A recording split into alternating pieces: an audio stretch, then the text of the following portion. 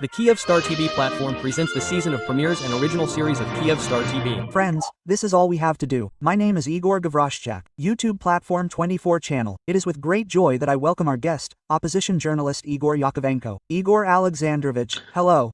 Hello, Teshka. Glad to see you. I will ask our viewers to subscribe to channel 24. There is a link in the description of this video. Link to YouTube resource of Igor Alexandrovich. Subscribe too. And as always, comment and stay tuned with us. Igor Alexandrovich, first of all, I'd like to ask you about Kirill Dmitriev's trip to the United States to put out a fire, but it seems to me that he's only adding fuel to the fire, because the top officials there are now openly calling him a propagandist. You know, it's a very funny story, right? It's like something out of corny Tchaikovsky. The crocodile was extinguishing the blue sea with something, pies and mushrooms and stewed pancakes or something like that, I don't know. I must have lost the rhyme. Well, in general, of course, it was a very funny story, because why would anyone fly to the United States of America at a time when the US has become politically depopulated, because, you know, Trump out of the house, Dmitriev in. So, Trump and his entourage went on an Asian tour. All the political decision-makers went with him. And then Dmitriev arrived to a deserted White House.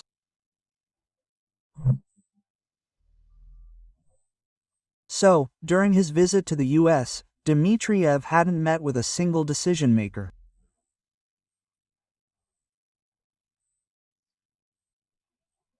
But he was giving interviews left and right to the Fox News and CNN.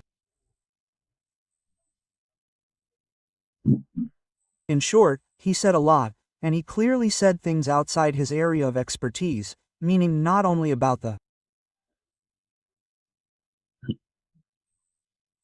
economic relations between the US and Russia. That's his area of expertise.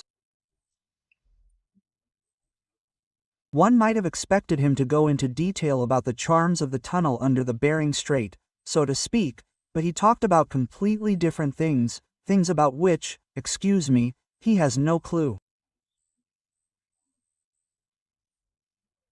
Just imagine that.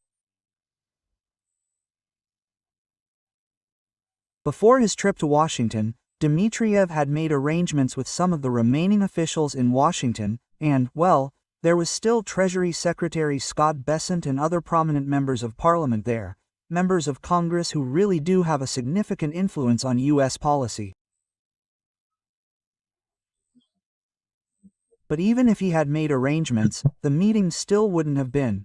It's not the practice of, the U.S. establishment to arrange a meeting, and then someone shows up and ruins it. That means he simply came haphazardly, expecting to arrive and then start negotiating with someone. That's it. But this whole trip is a complete failure. It's just some kind of misunderstanding.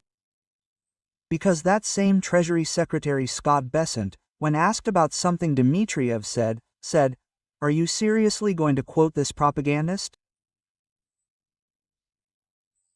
So, he's really not held in high regard in the United States. His only interlocutor, Vitkov, apparently didn't talk to him for some reason, so to speak. I don't know, I think he was also with Trump, I could be mistaken, whether Vitkov is currently in Trump's entourage, but in any case, he met with practically no one. The only thing was, one business congresswoman met with him, and she was clearly not a first-level representative of the American Parliament.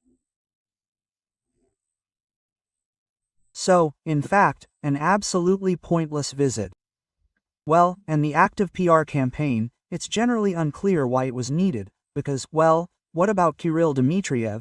Is he planning to run for US president or something, that he's so actively using the American press? It's unclear why.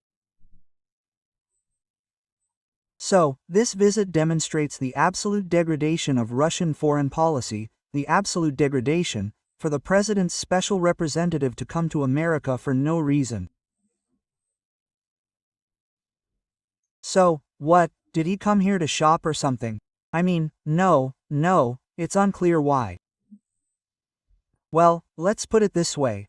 There's a clear competition for, degradation between Lavrov, who simply disrupted. Actually, Lavrov, I believe that, well, this is my personal opinion, maybe not many will disagree with me, but I believe that Lavrov deserves the credit, excuse the pun, for disrupting the Budapest disruption. That is, precisely after Lavrov's absolutely idiotic statement, which you see, he said what he thought, when he told Ruby that we cannot allow, as Lavrovko said, we cannot allow the war to stop along the front lines, because then most of Ukraine will remain under Nazi control. I understand that he thinks so, but still, you should have figured out who you were talking to. You're not dealing with some Vitkov, but Rubio, a rather tough, so to speak, politician, who, in response to statements like these, immediately broke off negotiations and, in essence, reported to Trump that Russia doesn't want any peace, not even close. That's it. But this is Lavrov's absolute degradation, and now we're seeing Dmitriev's absolute degradation on display. So, these two, so to speak, Putin's diplomatic lines are competing. They've intersected to the point of absolute, total degradation. And Alexandrovich, I'd also like to dwell on Dmitriev's statements. You very accurately said that he overstepped his bounds, because the first thing that came out when he arrived there, I think they reported it, was that, finally, I believe there's a diplomatic solution between Ukraine, Russia, and the United States, because Zelensky agreed to stop the war on the line of contact. But this isn't just manipulation, it's an outright lie, because Ukraine's military political leadership has never said it doesn't want to end the war along the line of contact. They've been talking about this since March. You see, this is truly degradation. Or rather, I don't know, degradation is a word, so to speak, meaning something. It means he once had some competence. But Dmitriev, well, by the way, unlike Lavrov, Lavrov was once something like a diplomat back in the early 1990s. I remember him in the, Ministry of Foreign Affairs, which was then headed by Kozyrev. And, well, he made a pretty normal impression. That's it. But recently, of course, he's simply become noticeably stupid. Pardon the expression, perhaps not entirely political, but he often behaves like a fool, because he constantly demonstrates that he's fed up with all this, constantly swearing, practically on live television. Here he displays blatant disdain and disgust for Western media representatives. It's unclear why.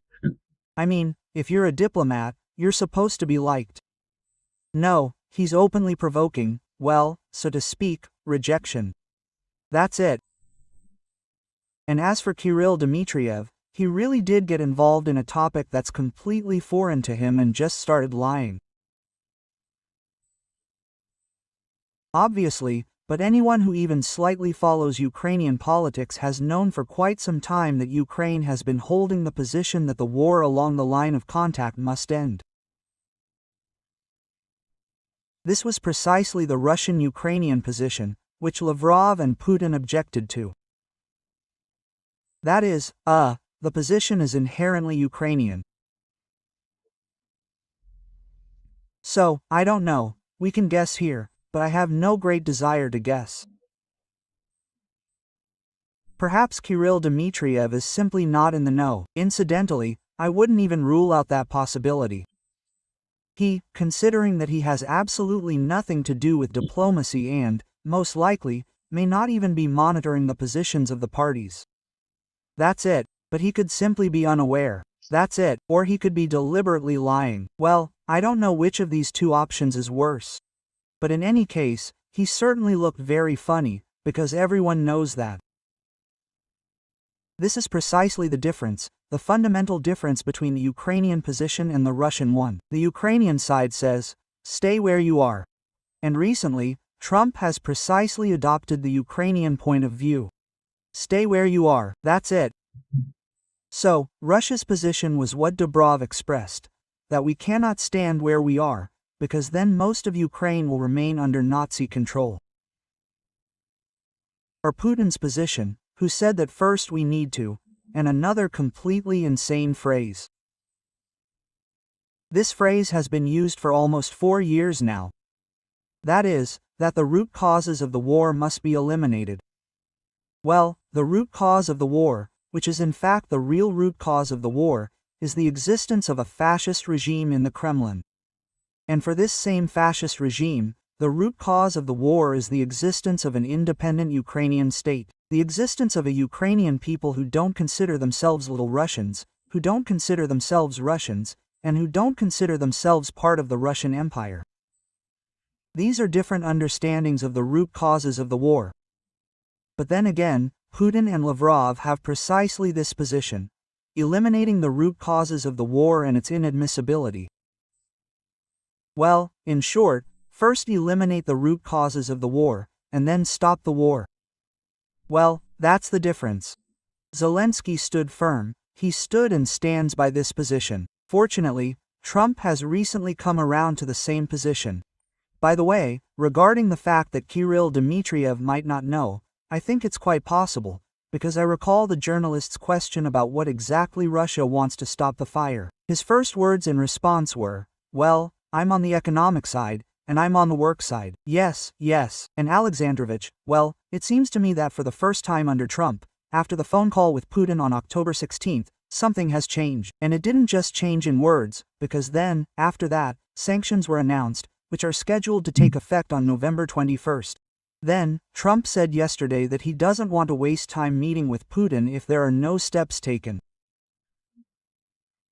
The Kremlin, in turn, says, we haven't cancelled anything regarding the meeting in Budapest. Can this all be summed up by the fact that it was not Vitkov who headed the negotiating delegation, but Marco Rubio, the Secretary of State? I think partially, yes. Yes, absolutely. Rubio's role here is enormous, because, of course, well, I'll just say it again, there's a cumulative effect here.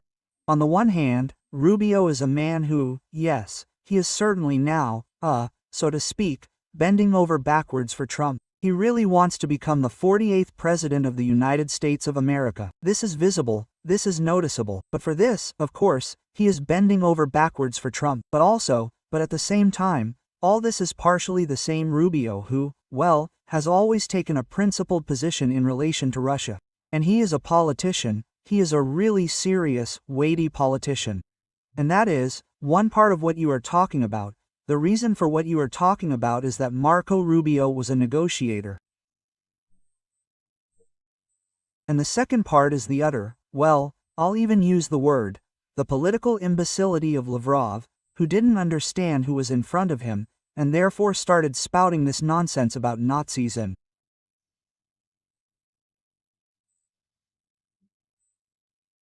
the inadmissibility of leaving most of Ukraine under Nazi control, which clearly demonstrates that even the Donetsk region, that Putin and Lavrov own all of Ukraine and that is, they ended up with such a split. So, if Lavrov hadn't said this phrase and taken such an utterly imbecilic position, then Marco Rubio would have had no reason to cut off the conversation and refuse to meet with Lavrov and convey this position to Trump with a corresponding interpretation.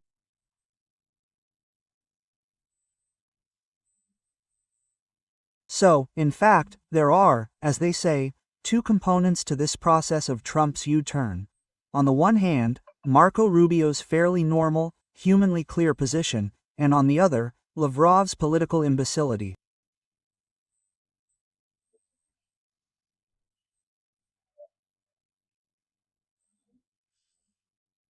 It seems to me that here, so to speak, to attribute this entire success of disrupting Budapest solely to Marco Rubio is unfair to Lavrov, whose political imbecility made a significant contribution to the fact that, so to speak, Trump's U-turn took place.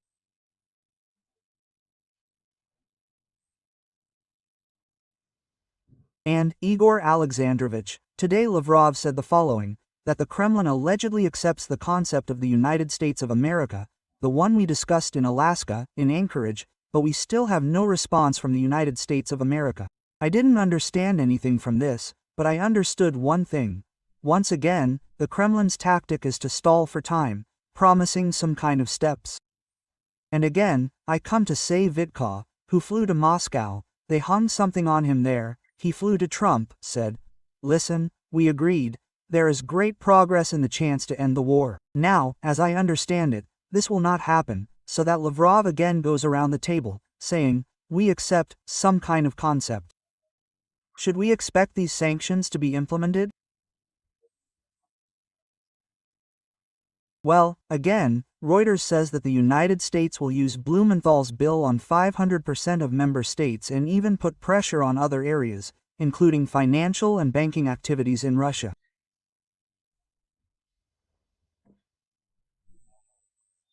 You know, when we're dealing with Trump, it's quite difficult to guarantee anything. Yes, we're seeing a reversal. We're seeing that in 9 months, Trump has finally delivered.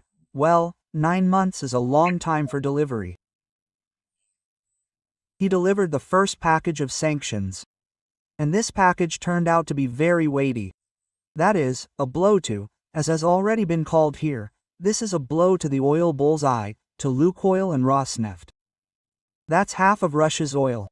And this, of course, is a very strong blow. It's clear that there will be an attempt to adapt, there will be an attempt to circumvent these sanctions, but nevertheless, it won't happen right away, and the blow will be quite serious. So, the other side of the question is that the disruption of that meeting in Budapest is also a serious matter. So, well, Trump's rhetoric has really changed dramatically. That is, if we take the very beginning of his administration, we remember that meeting in the Oval Office, when Trump's main opponent was Ukrainian President Zelensky. And then there was that scandal in the Oval Office. And now, yes, and an absolutely complimentary position to friend Volodya, to friend Vladimir, rather. And now the position has changed inversely, yes, in relation to Zelensky, they periodically, so to speak, say, with a comma, that Ukraine, too, and Zelensky, also need to somehow strive for peace, although it's unclear what Zelensky should do to strive for peace. That's it, but, of course, the distance is enormous. Over these, 9 months or the last 6 months, Trump has come a long way toward, well, finally changing his position. How final is this? That's it. Here, I wouldn't be too enchanted or hopeful, because Trump is Trump. One thing today, another tomorrow, and by evening he's forgotten what he said in the morning. Even when he finishes a sentence, he doesn't really remember how he started it. That's Trump. But there's some hope here, you know? Trump is, of course, an autocratic man. He, so to speak, rules alone, but nevertheless, there are still quite serious pressure groups, and the Republican Party first and foremost, and, well, I'm not taking European politicians into account. Trump doesn't give a damn about them, apparently. But the Republicans who are actually serious about it, you're talking about how likely it is that sanctions will be used. They're supposed to come into force in November. I think the probability, you mean against Lukoil and Rosneft, I think the probability is close to 100%. Because lifting these sanctions as there will be, well, let's say, quite a big scandal. Trump, of course, is no stranger to scandals, but this is, as they say, a tomato. Well, and the last thing I want to say on this matter. I also had some, perhaps not very justified hopes. Trump's approving statement regarding the possibility of transferring Russia's frozen assets to Ukraine. Because this initiative, it seems to me, is the biggest, the most important initiative that has been going on in the West lately. Because with all the importance, the absolute importance of the strikes on the Russian oil industry and so on, the most important thing is still weapons. And, as Comrade Napoleon, who apparently understood something about war, said, 3 things are needed for war: money, money, more money. And these frozen assets, well, at least the part that is in Europe, is over 140 billion euros. If we succeed, we are waiting, well, I, for example, am really looking forward to December 19th, when the second repeat meeting of the European Union Summit.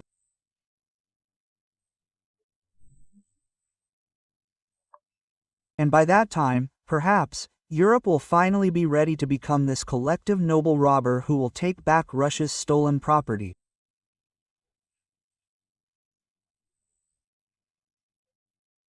So, well, it's clear that this is a very complex, difficult process, but Trump, despite the fact that the United States of America was previously opposed to transferring its share of the assets that are stored there to Ukraine, there are $5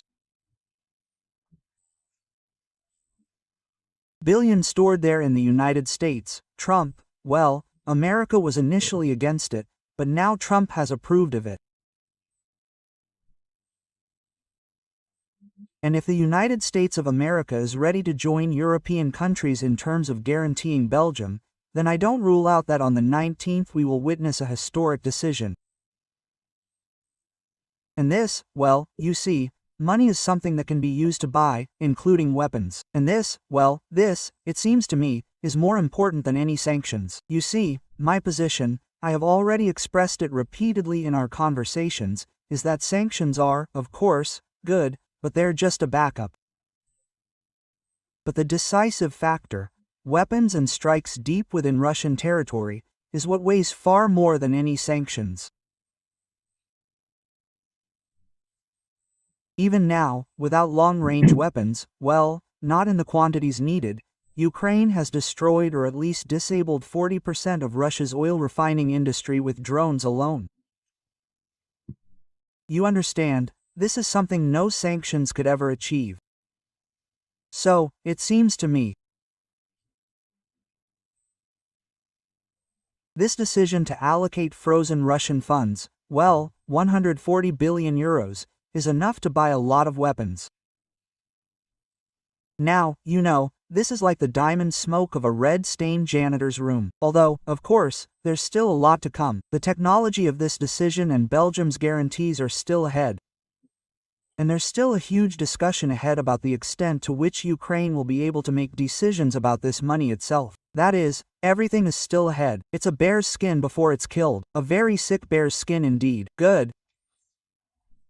Speaking of Europe, Igor Alexandrovich, just yesterday I read a study, and it turns out that in 2024, Europe has continued to trade with Russia, and the EU's trade turnover for 2024 was 67.5 billion euros. This is despite the fact that trade turnover between Russia and the United States was 3 billion. And Germany itself, the country that, well, itself helps the armed forces of Ukraine the most, helps Ukraine the most, with trade turnover last year of 9.5 billion euros. I understand that it's impossible to immediately refuse, but 67 billion over 4 years is even more than Ukraine needs next year to continue the war. Zelensky said that another 60 billion needs to be found somewhere for 2026. There they are. Well, you see, again, we all really want Ukraine to win, we all really want Russia to be defeated. It's true. And most European politicians want that too. It's just the difference between, you see, here, my dear namesake, the difference between you and I, yes, we are people who really want a victory for Ukraine. I think that, say, German Chancellor Merz also really wants a victory for Ukraine, but what distinguishes us from him is that he is primarily accountable to his citizens. He is accountable first and foremost to his people. And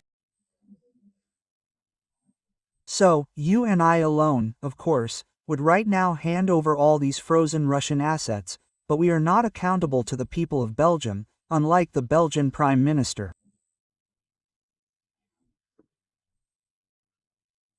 And we would right now hand over all the money associated with trade between Russia and Germany to Ukraine.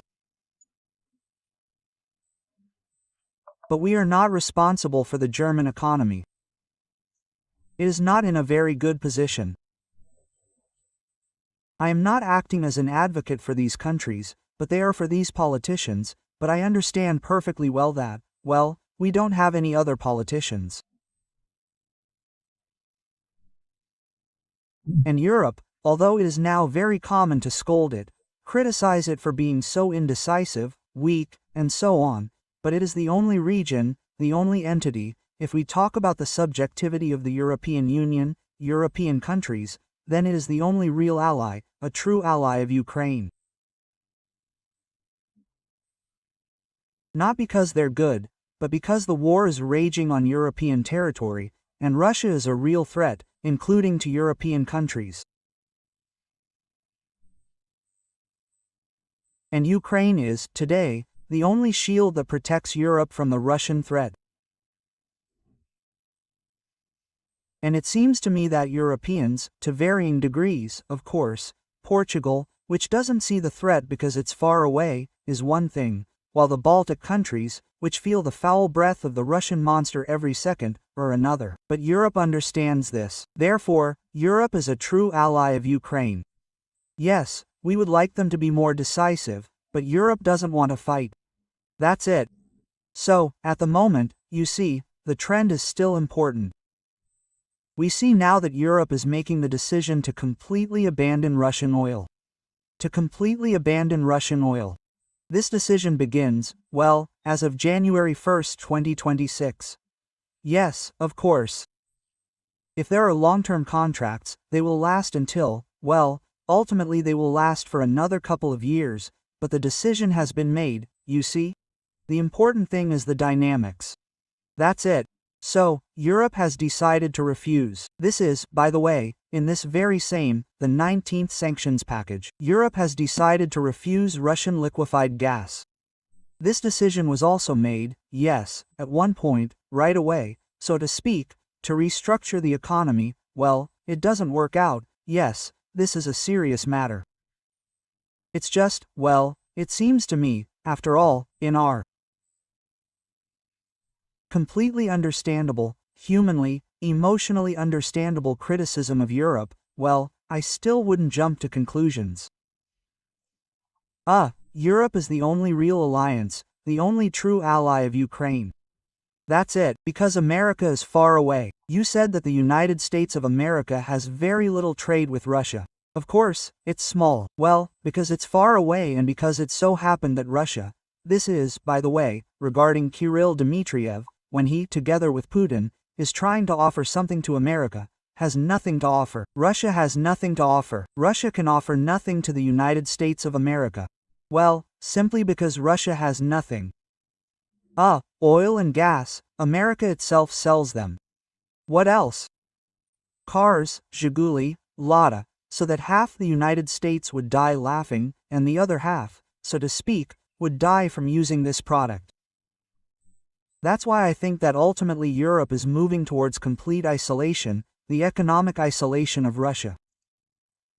The movement is slow, but it is what it is. Igor Alexandrovich, thank you very much for this conversation. Thank you for taking the time, and let me remind our viewers, be sure to subscribe on YouTube on the 24th, and there is a link in the description of this video on Igor Alexandrovich's YouTube resource. Be sure to subscribe too. Thank you again. Thank you. Take care. See you later. Cars from France and Italy, Germany and Poland, Britain and Sweden are ready to serve in the Ukrainian Defense Forces. But before this, each of them should be sent to in European auctions. Cars are delivered to 100, and after a thorough technical inspection and repairs, if necessary, we are subject to repair procedures. In the dark hours, you can clearly see bright people, quiet ones, who do not wait at the end of the tunnel, but light up the roads themselves. Give a little at a time, so that everything can be taken away. And here you are, our dearest. Thank you for this.